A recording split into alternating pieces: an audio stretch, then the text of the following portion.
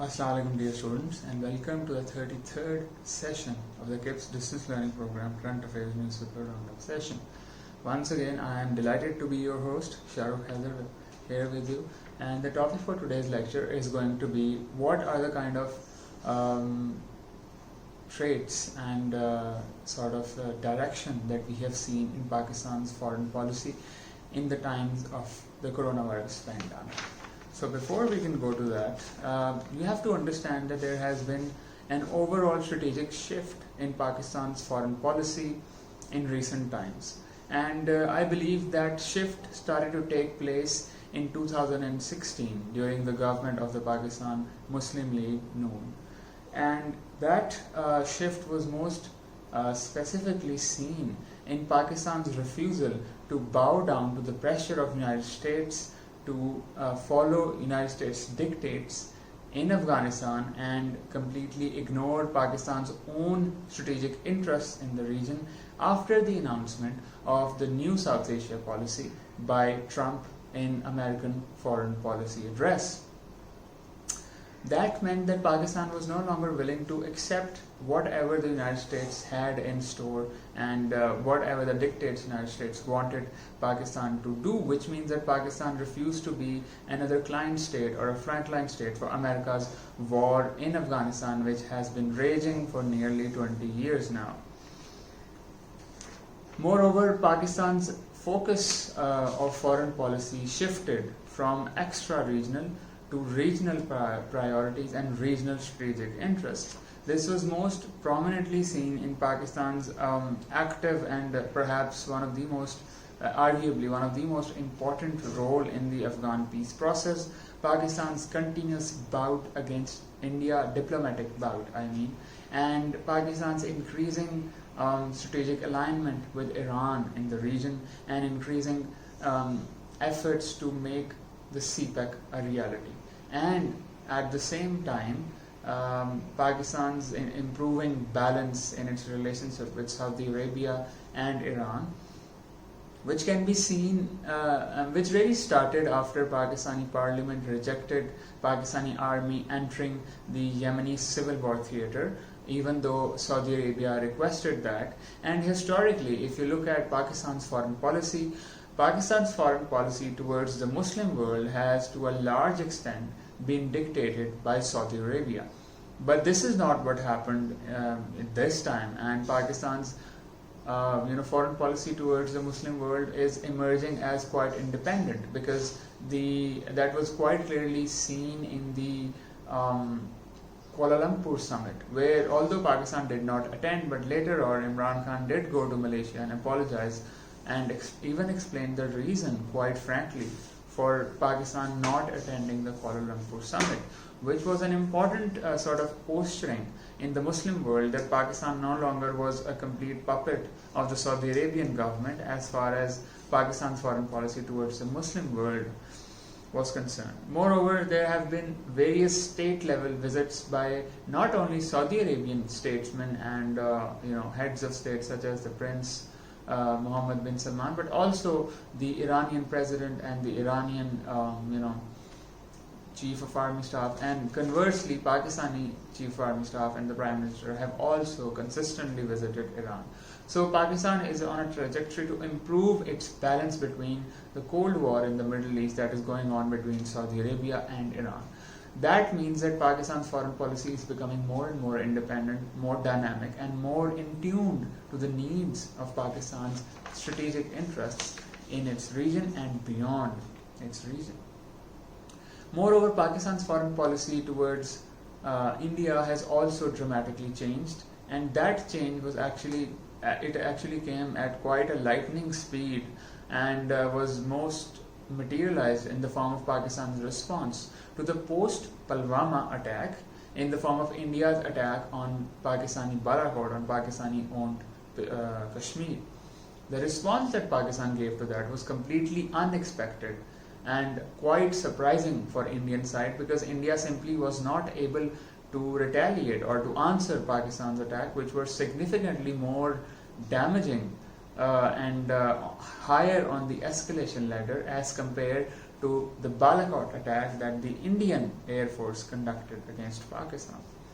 After that, the most important position of Pakistan vis-a-vis its bilateral relation with India has been Pakistan's consistent and significantly successful Kartarpur Diplomacy. Now, the Kartarpur Diplomacy once again was a surgical strike, a diplomatic surgical strike, so to speak, against India, because that really created a positive image of a significant population in India of Sikhs, not just in India but all around the world, and projected Pakistan's soft image as a seeker of peace and diplomatic relations and interfaith harmony in the world, which was quite a dramatic shift in Pakistan's overall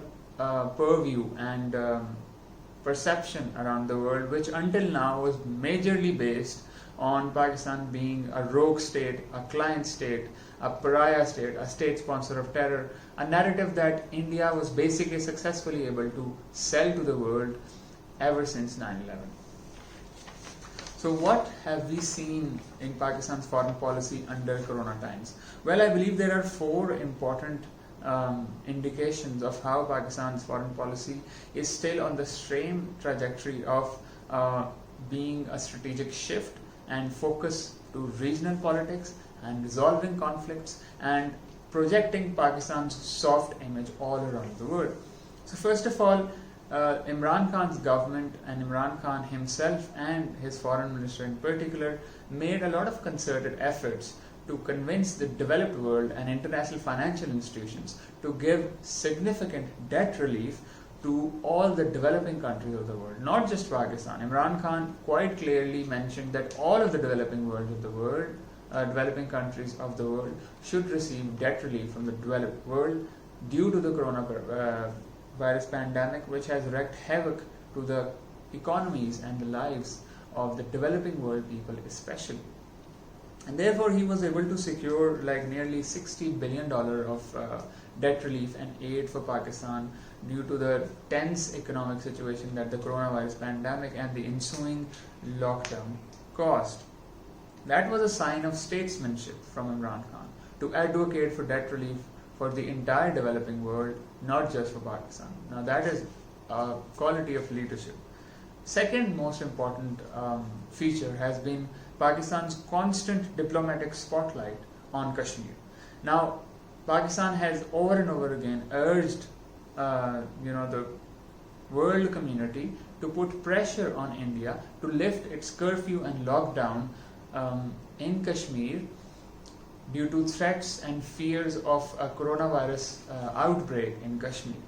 So this was a very interesting and a quite updated form of diplomacy from Pakistan, where Pakistan used the coronavirus pandemic to put increasing pressure and basically defame India in the international community by highlighting its abuses against the Kashmiri people over and over again. Moreover, the Foreign Office of Pakistan kept bringing Kashmir in its foreign policy announcements, media briefings and all kinds of public contact in order to ensure that the Kashmir issue does not go to the back burner, because it is now that the Kashmir issue is in its most sensitive situation. Moreover, Pakistan has consistently warned the world community of India's designs of demographic changes in the population and ethnicity of Kashmir, Indian occupied Kashmir that is, to change its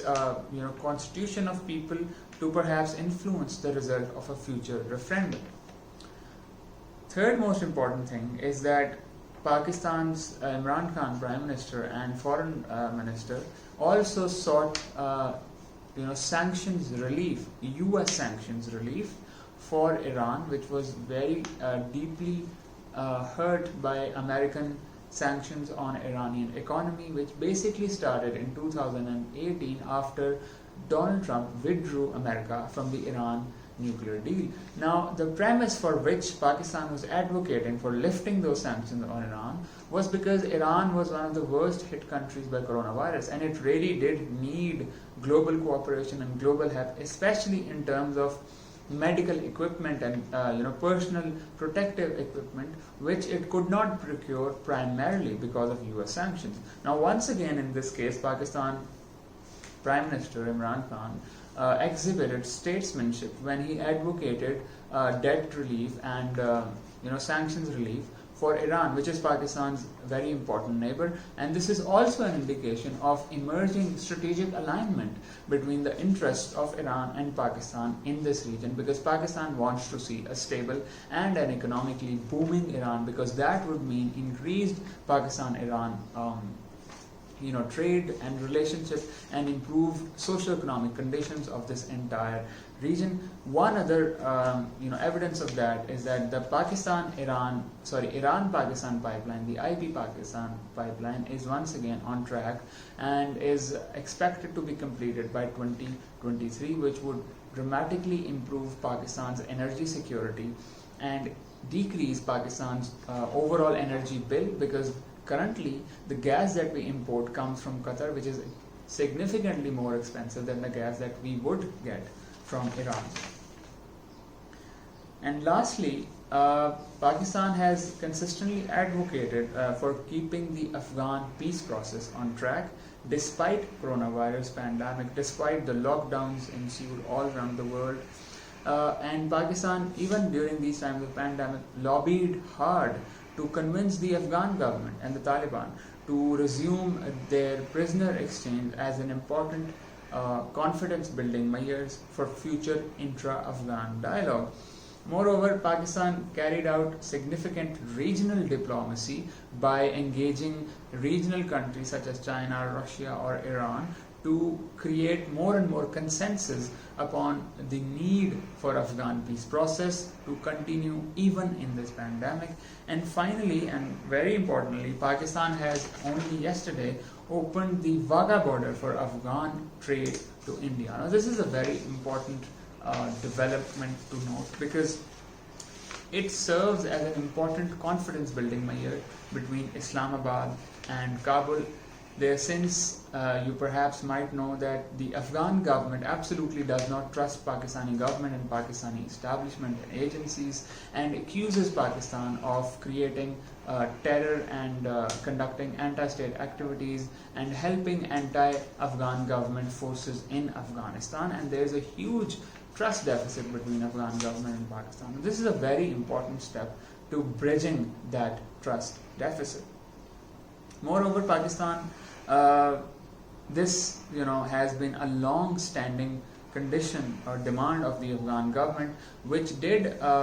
materialize in the form of Pakistan-Afghan Transit Trade Agreement of 2010, but it was never really implemented in the letter and spirit. But now that implementation is being carried out. This is definitely a positive step in Afghan peace process and builds confidence in the Afghan government vis-a-vis Pakistan's interests and Pakistan's motives behind supporting the Afghan peace process. It gives the message that Pakistan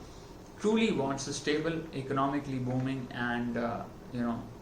internationally stable Afghanistan, and an Afghan government that is representative of all the ethnicities in Pakistan, because historically Pakistan's foreign policy towards Afghanistan has been very Taliban centric, and Pakistan has always viewed the power structure in Afghanistan through the Taliban lens. That is one of the biggest reasons why Pakistan's foreign policy has failed in Afghanistan, because Pakistan's establishment was unable to recognize other important power brokers and stakeholders in Afghan peace process and in the Afghan quagmire and conflict, which is why Pakistan never really had the kind of moral ground to advocate for Afghan peace process. But since Pakistan is now considering all important stakeholders in Afghanistan, has shifted its approach towards the Afghan conflict by considering all the stakeholders, that is a very important development in building confidence between Pakistan and Afghan government, which perhaps the Pakistan government can use to convince the Afghan government to engage with the Taliban on a progressive and political basis. Now, it is very clear that Pakistan's foreign policy is improving in recent times, and Pakistan has been able to dispel Pakistan's image in the international community as being a rogue and a state sponsor of terror. Moreover, Pakistan has also shifted the imbalance that existed between Pakistan and India in international community's eyes, which was that Pakistan was the aggressor state in the historic security complex between Pakistan and India. Now the world knows that India is the aggressor state and Pakistan is the peace-loving and peace-seeking and political engaging country, especially since engaging heavily in the Afghan peace process, the Kartarpur corridor diplomacy, and the Kashmir diplomacy. Thank you very much for your patience. Keep tuned in for more videos. Be sure to like and subscribe to the channel, and be sure to also view the details in the video